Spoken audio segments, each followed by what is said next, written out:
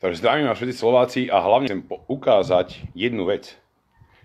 Vidíte takéto niečo? Tomto sa povie, že zemlianka. Je to dobré v prípade vojny, ale nie v prípade raketovej vojny a raketového systému Patriot, ktorý chcú sem Nemci dať na Slovensko. Ale čo na to povedať? No, že liberálny Slovák samozrejme bude podporovať Ameriku, bude podporovať Ukrajinu a povie, že Rusko je veľmi zlé. Priatelia, nie, Rusko nie je zlé. Ja súhlasím s tým, čo urobil prezident Putin. Sám pochádzam z jednej krajiny, kde bola vojna. Bývalá Jugoslávia, priatelia. A vtedy ste prečo nepomáhali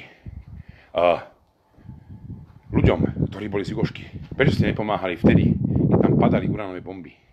Keď sa tam rodili deti, ktoré mali rakovinu, ktoré umierali, keď mali rok aj pol? Prečo ste nepomáhali vtedy, keď tam prišli Američania a vraždili deti? Vy o tom neviete, že prvé bomby americké padali na Slovákov žijúcich v Rusku. Vy o tom neviete, že tam zničili škôlku, kde zomrelo 74 slovenských detí. Vy svine, čo podporujete Ameriku. Vy o tom neviete, že? 74 slovenských detí na cucky rozjebaných, na cucky. Čreva všade. Áno, lebo vy veríte pojebaným médiám. Sprostým médiám, ktorí tu chvália Ameriku. Jak sa vyjadril jeden veľmi dobrý človek, slovenský diplomat, ktorý robil OBSE, potom robil pre slovenskú diplomáciu. Prečo išiel Edko Miško zo slovenskej diplomácie? Priatelia, potom robil pre jednu organizáciu. Lebo to, čo zažil on v bývalej Jugoslávii, čo som zažil ja, to vy Slováci ste nezažili. Vy ste nevideli tých ľudí rozobraných na súčiastky, ktorí sa tam vraždili, ktorí ešte za tepla ich pitvali, brali im srdce, brali im pečienku, brali im plúca a odchádzalo to preč z našej dediny Tivat do zahraničia. Len liberálny Slovák bude podporovať Ameriku. Takže presne vám poviem, čo je Amerika. Amerika je jedna veľká žumpa. Veľká žumpa, vraždiaca žumpa. Ja som to zažil na vlastnej koži. Takže liberálne paničky. Vy, keď nebudete mať čo žrať, prvé budú odchádzať potkany. A takáto zemlienka vám nepomôže. Keď vám drbne na barák uránová bomba s medenou hlavicou, viete, na čo ten urán v tej bombe? Aby mal lepšiu silu. Prieraznosť. V Čiernej hore sme mali múr, ktorý mal 5 metrov, ktorý bol zo silného kameňa. Americká armáda tam skúšala delostrelecké náboje. Viete, čo to urobilo? Prerazil ten múr, jak keď nahrejete nožík a strčíte ho do zamrznutého mesa. Prerazí ho. Ale vy Slováci, a hlavne niektoré ženy, múdre ženy, ktoré podporujú Ukrajinu, fašistickú Ukrajinu, kde Azov dáva ľudí na kríž, kde Azov upaluje. Samozrejme, také videá nechcete vidieť. Keď som tam mal kamaráda, keď u nás sa písalo, že OBSE a posluhovači OBSE, zradcovia, povedali pravdu.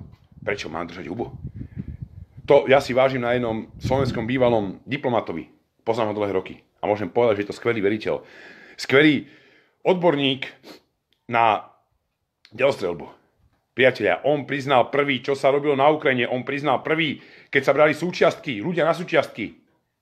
A vy podporujete Ukrajinu. Média vám lepia oči. Viete, ak sa to volá? Sajú za Simik. Psychologická operácia.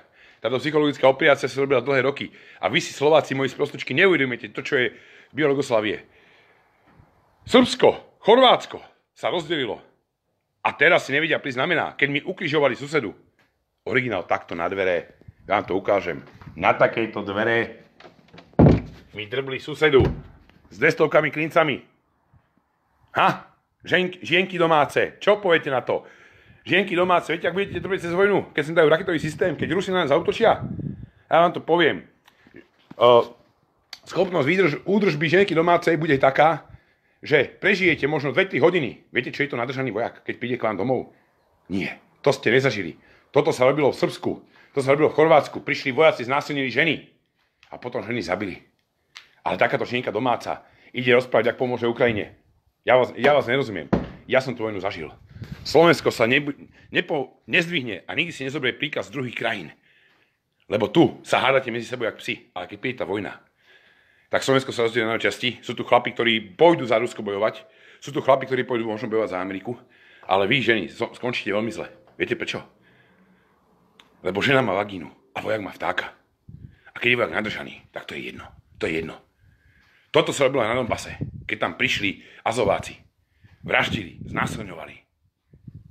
Takže toto vy tu chcete, žienky domáce. Toto a vy liberálni chlapi, vy tu chcete vojnu. Vy podporujete Ameriku. Však áno, lebo vy si to neuvedomíte, lebo vy máte určitý štandard života, prídete k nám na more, dáte si chobotnicu, dáte si ju na krevety, dáte si to za 150 eur, robíte fotečky a potom celý rok makáte ako otroci. Lebo na Facebooku si tam musíte ukazovať, čo som jedol, za koľko som to jedol. Ty debil. Ale si nevieš vážiť, čo je to mier. Nevieš si vážiť, čo je to sloboda. Lebo podporuješ teroristickú stranu, Ameriku. Zoberte si jeden príklad.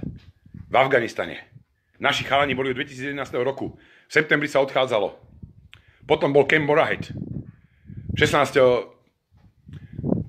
mil od Kábulu. Dvaja Slováci tam zomreli. Dvaja Slováci za Ameriku. Potom jeden v Kandaháre za Ameriku. Dano Kabuliak. In memoriál Rotný. In memoriál kapitán Edvin Makovník a Patrik Fraštia. Robil som Edkovi video. Rozlúčkové. Plakal som jak malý chlapec. Takisto aj pre Paťa. Priateľ, vy si neviete uvedomiť, čo je to smrť. Čo je to smrť nevinných ľudí. Ale samozrejme budete trepať o tom, že budem pomáhať Ukrajine. Politika tu robí bordel, špinu. Slovenskí politici prvý zdrhnú z tejto krajiny. A čo budete robiť vy? Vy budete umierať. A potom si rozmyslíte, jaký debil som bol, keď som podporoval tú Ameriku. Ale už bude neskoro, Slováci. Neskoro. Tú vojnu som ja kurva zažil. Stradil som tam brata. Môj brat sa narodil v 1994. Zažil bombardovanie ako 5-ročný chlapec. Ako 5-ročný chlapec. Nerado to rozpráva. Priatelia, nechce si to pamätať. Následky na celý život. Strach. Viete, čo urobí bomba, keď letí? Jebne. A to zažijete aj vy. Takže priatelia, treba si rozmyslieť vaše malé slovenské liberálne hlavičke, koho podporujete. Či podporujete, či stojíte za Amerikou alebo za Ruskom. Ale nie. Vy budete stáť za Amerikou. Keď tu budú jebať, padať bomby, tak si dajte hrdou americkú zástavu na váš barák. A potom budete plakať, že akí ste idioti. Lebo vážne Slovák je odpad tohoto slovanského štátu. Ja sa hanbím, keď idem von, keď idem domov, do Bývalej Jugoslávie a poviem, dá som momagaj z Jadranského mora. Poviem, som Černohorec. Nikdy nepoviem, že som Slovák. Lebo nie som hrdý, že som Slovák. Hanbím sa za túto splodinu Slovensku, ktorá tu žije. Takže keď bude vojna, utekajte preč. Do Ameriky. Do Ameriky. Zdrhajte. A vy si myslíte, že vás Amerika príjme. Amerika urobí s vami to isté, čo urobila v tomtok. V Afganistane. Mám tam jedného veľmi dobrého kamaráda, vojaka, ktorého sme trénovali, ktorého trénovala slovenská armáda. Je to skvelý človek, manželku má z Ruska. Píšeme si na Facebooku, viete, čo mi povedal? Musel som Filip utiecť do Nemecka. Ja hovorím, prečo? Čo sa stalo? Zavraždili mi rodinu, zavraždili mi ženu, lebo som stál pri Američanoch. Ľutuje to do konca života. Jeho žena bola z Ruska. Výborná, štítaná baba. Ja som plakal malý chlapec, keď mu zabil, lebo som si s ňou písal. Výborná ženská. Aha, tento chlapec utiekol preč, aby prežil. Lebo Amerika sa na neho vykašľala. A toto isté urobí Amerika. Aj na vás. Budete plakať, budete ľutovať, že ste podporovali americkú bandu. Budete plakať, že ste volili Čaputovú, že ste volili Olano. Ale to už bude neskoro, priatelia. Keď začne vojna, začnú tu padať rakety, tak budete v piči. Ani Zemňanka vám nepomôže. Lebo keď je Slovák sprostý, tak mu nieť pomoci. Takže všetkým sprostým Slovákom prajem len veľa úspechov, aby tá vojna tu nebola. A keď tá vojna tu bude, tak sa hanbite. Tak sa hanbite, že ste urobili. Že ste zradili svoju vlast.